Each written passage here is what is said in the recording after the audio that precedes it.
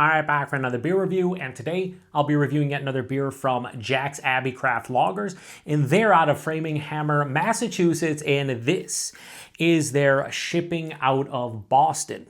So this is an amber lager that comes in at 5.3% alcohol by volume, 20 IBUs, and at the time of review, and this can is just over 2.5 months old. So this is the first beer that is deemed a shelfie beer review by myself for the month of April 2025, and I'm excited about it. This is a year-round offering from Jack's Abbey that I've never had before.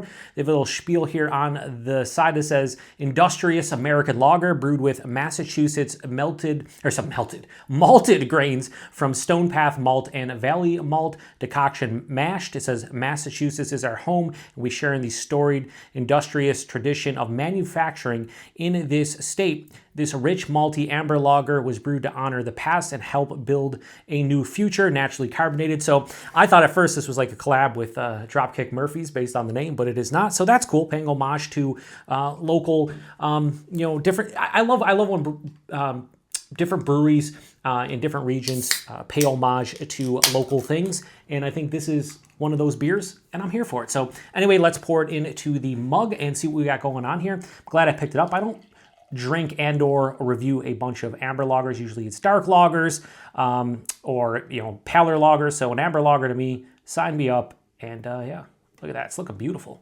in the mug for sure. Throw this over here. Now, in the mug, how does this look? It looks absolutely gorgeous in my opinion. Yeah, that looks fantastic. Has an amber look to it. There's some nice, almost has like a lighter root beer look when I hold it up to a light. Let me see if I can get my contraband flashlight here, see if you guys can see what I'm... Yeah, so when I say it looks more like a lighter root beer, kind of like that, but even a little bit darker. Yeah, but it has decent carbonation. It doesn't look all that...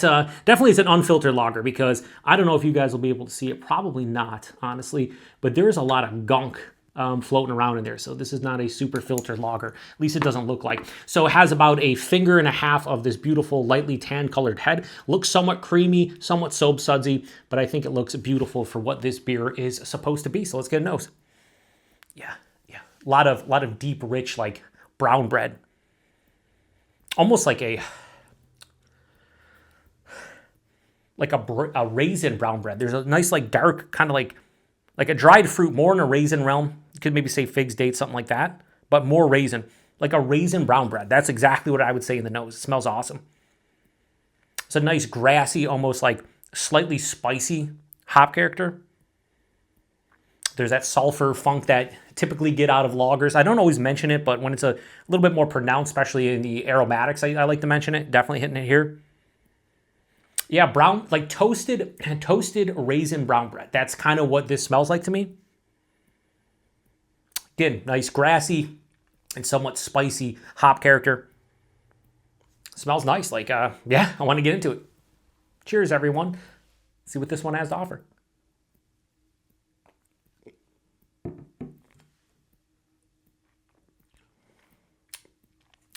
Pretty much what it is, but I'd say it's more of like just a straight on slightly toasty brown bread with like hints and accentuations of dried dark fruit.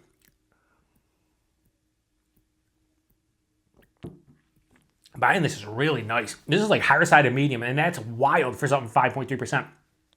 This is full bodied for like 5.3% amber lager, but like it's really like a higher side of medium. Really beautiful. The mouthfeel is also spectacular. It has a beautiful carbonation to this one. This is moderately, maybe a touch over moderately carbonated, but second half, that palate, it glides down. It's like super smooth, somewhat creamy. Again, reminds me, and I say this a lot, of like German Hefeweizens or like Belgian Wit beers, where you still have a huge effervescent feel to it, but it's still smooth and creamy somehow. That's what's happening here, and I did not think that was going to be the case.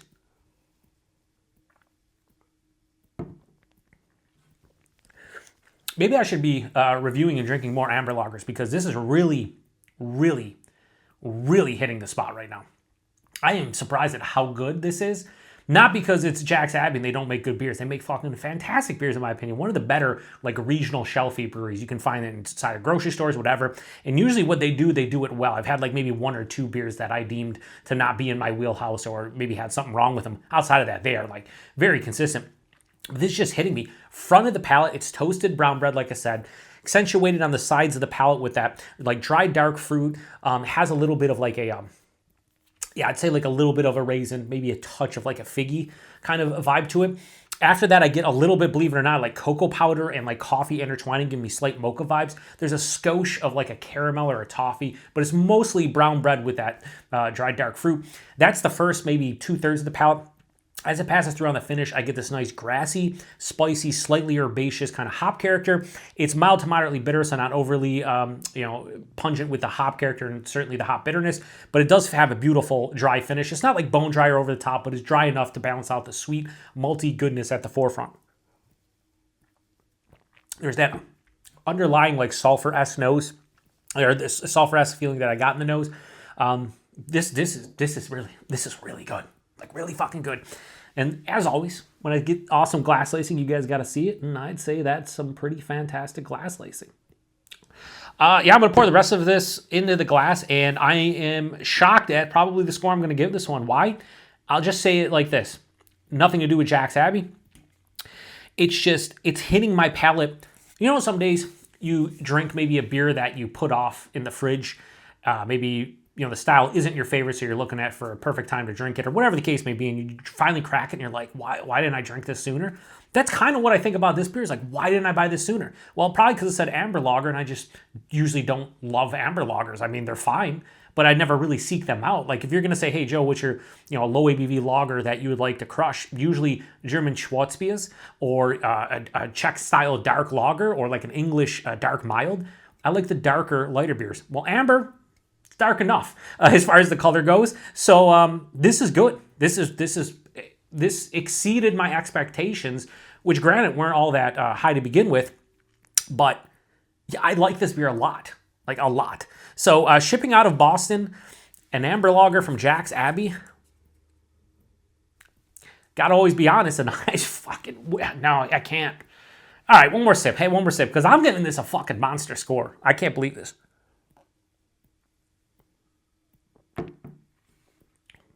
Dude, this is so fucking good. It's so good.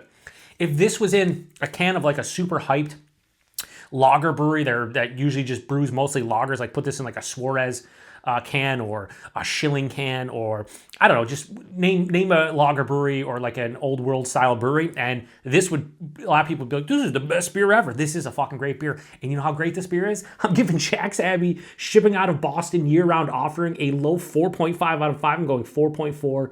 Never thought that was going to happen. I tried not to go into reviews of preconceived notion, and this is the reason why. Like, this is a fucking fantastic beer. No questions asked. Wow.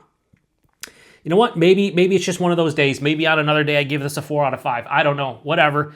Ratings are just ratings. Just let it be known that this, to me, is one of the better American brewed amber lagers I've ever had, period. Price point availability makes this one even better. Price point on that. I paid like $2.79 a can, and 4-packs were $9.99. $10 for a 4-pack of a beer that I just gave a 4.4 out of 5 to?